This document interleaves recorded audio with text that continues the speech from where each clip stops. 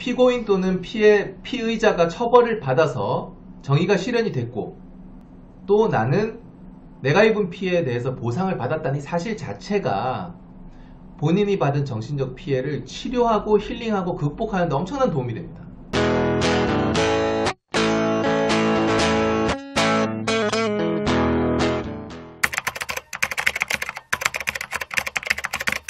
안녕하십니까. 이변변의 성범죄 상담소. 오늘은 저희 성범죄 연구센터에 직접 애청자분께서 사연을 올려주셨어요. 그래서 이 부분에 대해서 우리 같이 고민하고 어떤 답을 내릴 수 있을지 조언을 공유하는 시간을 가지도록 하겠습니다. 자, 이분은 성인 여성이고요. 교정치과에서 교정을 1년 넘게 받고 있었어요. 근데 얼마 전에 의사가 와서 진료를 마친 후에 저희 양볼을 두 손바닥으로 완전히 감싸고 꽉 잡았습니다. 자, 이번에는 이 상황에서 빨리 벗어나고 싶은데도 불구하고 오히려 더 꽉 힘을 실어서 양볼을 잡아서 너무 불쾌하고 성적 수치심을 느꼈습니다. 근데 나는 이미 전체 교정치료 비용을 선 지급한 상태였기 때문에 다른 곳으로 옮기기 힘들다는 생각으로 다시 한번 가보기로 했습니다. 그래서 또 2달 후에나 이제 언니랑 같이 찾아갔는데, 자, 이번에는 집에 와서 계속 울면서 죽고 싶은 마음만 들었습니다. 그래도 제가 견디고 치과를 계속 다닐 수 있을까 해서 다시 가보았지만 더욱더 그때의 기억이 선명해지고 도저히 의사를 마주할 수 없고 진료실이 공포의 공간이 되었습니다. 이후에도 계속 울음이 나고 힘들어서 도저히 정상적인 생활이 가능하지 않고 그때 생각이 계속 납니다 라고 얘기하고 있네요. 자, 질문으로 바로 가볼게요. 위 사실관계를 바탕으로 고소했을 때 승소 가능성, 의사가 받을 수 있는 처벌이 무엇이냐. 일단 제가 보기에는 승소 가능성은 아마 기소 가능성을 얘기하신 것 같은데 처벌을 받게 될 가능성이 상당히 높습니다. 대신에 제가 보기에는 이미 CCTV 확보 가능한 시간이 지난 것 같아요. 그 부분은 기대하기 어렵고, 목격자 진술. 근데 대신에 대부분 목격자라고 해봤자 진료 공간의 특성상 간호사여야 될 텐데, 간호사가 실제로 못 봤거나 기억이 안 난다고 하거나 기억이 나도 진술을 안 해줄 가능성이 크겠죠. 결국에는 본인 피해자의 일관된 진술에 의존할 수밖에 없어요. 그렇다면 일관된 진술을 위해서 본인이 준비하셔야 되는 건 무엇이냐? 당시 실제로 있었던 일을 차분하게 처음부터 끝까지 적어보시는 거예요. 그리고 몇 번이고 그거를 돌이켜서 정리를 하셔서 디테일까지 살리시는 거죠. 그래서 이렇게 텍스트로 정리되어 있는 당시 피해 사실을 여러 번 머릿속에 숙지하고 가시면 나중에 진술을 하실 때 헷갈리거나 번복하거나 할 가능성이 현저히 줄어들어요. 그러니까 애초에 처음부터 경찰 수사 단계든 고소장을 작성하는 단계들, 검찰 수사 단계든 아니면 나중에 법원에서 진술할 때까지 모두 일관되게 진술을 할 수 있도록 확실한 시나리오를 짜두시기를 권해드립니다.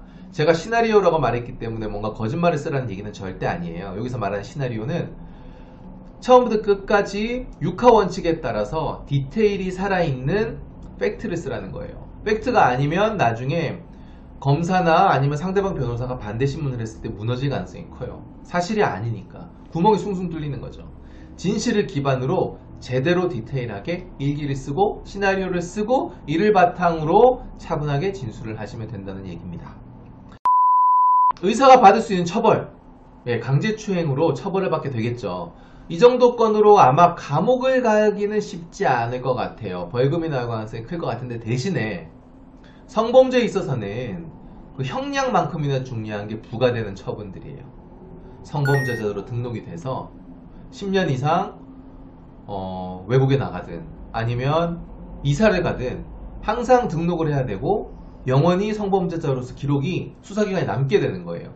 그거 자체가 가장 큰 불이익이고 그게 가장 큰 페널티고 가장 큰 치욕입니다. 당하는 사람 입장에서. 그러니까 감옥에 가고 안 가고 이걸 너무 신경 쓰지 마시고 정말로 합당한 처벌을 받고 죄의 대가를 치르게 하고 싶으시다. 그러면 고소 진행하시면 됩니다. 바로 거부 의사를 밝히지 못했는데 판결에 불리한 영향을 미치는가? 근데 사실은 범행이 일어나고 바로 거부 의사를 밝히거나 아니면 바로 고소를 진행해야 좀 더 유리한 건 맞아요. 특히 거부 의사를 그 자리에서 밝혔으면 목격자도 되게 많을 거거든요. 심지어 밖에서 대기하고 있던 손님 같은 경우에 객관적으로 진술해줄 가능성이 크죠. 하지만 이걸 하지 못했다고 해서 너무 걱정할 필요는 없을 것 같아요.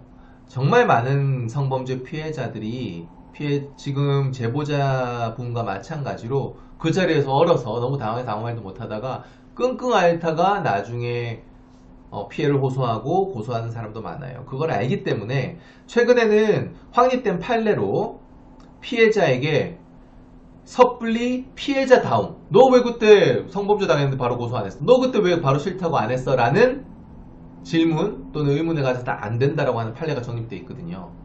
그렇기 때문에 이 부분은 만약에 바로 거부 의사를 밝혔다면 좀 더 좋았겠지만 아니더라도 판결이나 기소에 크리티컬하게 작용하지는 않아요. 그러니까 너무 걱정하지 마시라 말씀드리고 싶습니다. 소송 진행 단계 및 소요 시간.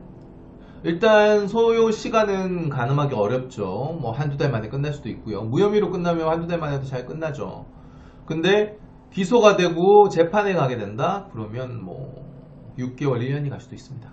그래서 이거는 일반적으로 말하기 힘들고 평균적으로 1심 판결을 날 때까지 뭐 6개월 정도 생각하시면 될 것 같아요. 소송 진행 단계. 일단 먼저 본인이 고소장을 접수하셔야 됩니다. 그 뒤에 고소인이 가서 피해자로서 자신이 입은 피해를 진술하게 되고요.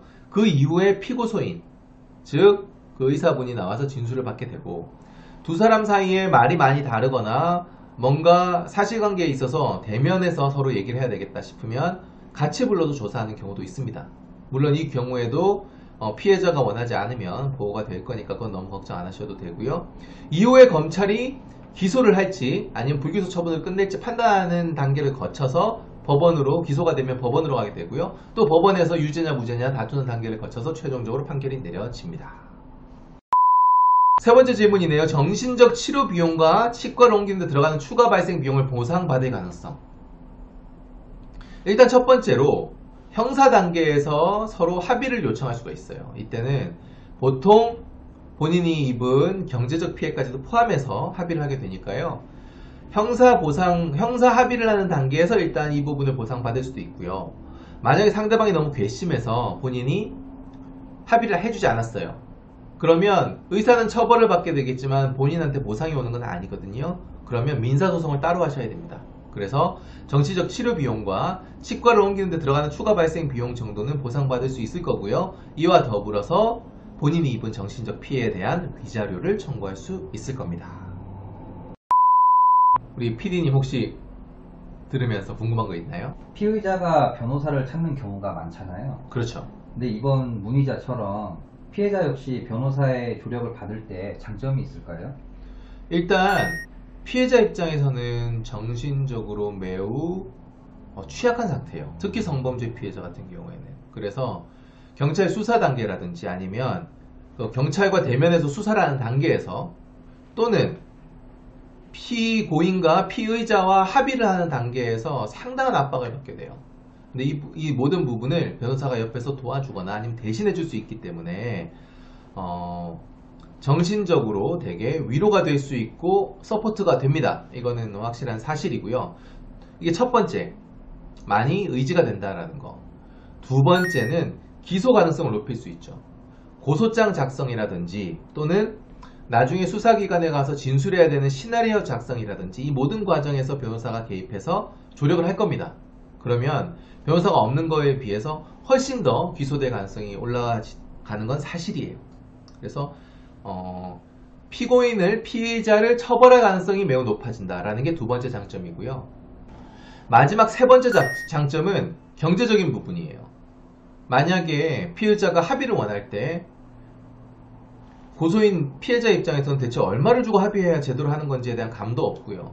괜히 많은 돈을 요구하면 내가 돈 노리고 꽃뱀처럼 돈을 노리고 이런 고소를 하는 것처럼 억울한 누명을 쓸 수도 있고요. 이 모든 점에서 변호사가 개입되면 해방되실 수 있고요. 실제로 합의금도 더 받아낼 가능성이 상당히 높습니다.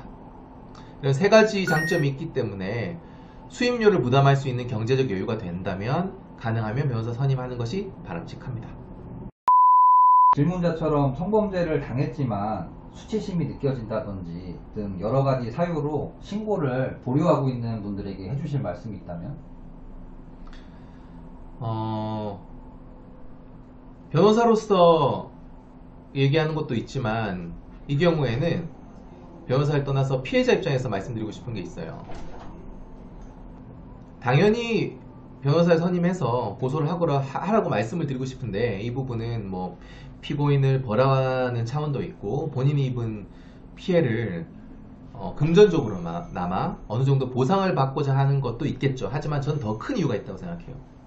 성범죄를 당한 다음에 이 부분을 속으로만 앓고 계신 분들은 그게 결국 속병이 되고 정신적인 트라우마로 남게 될 가능성이 커요.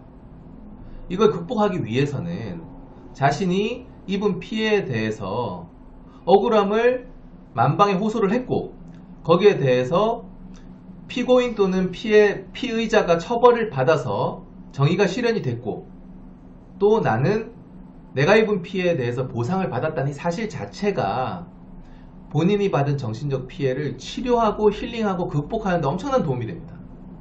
그러니까 본인이 받은 수치심과 억울함을 속에 안고 있으면 이건 해결이 되지 않아요.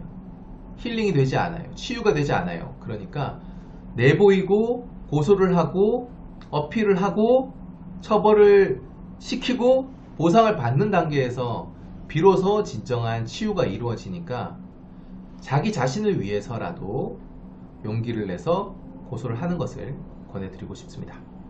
순이 흐르는 강물 모두 머릿속에는 똑같은 멜로디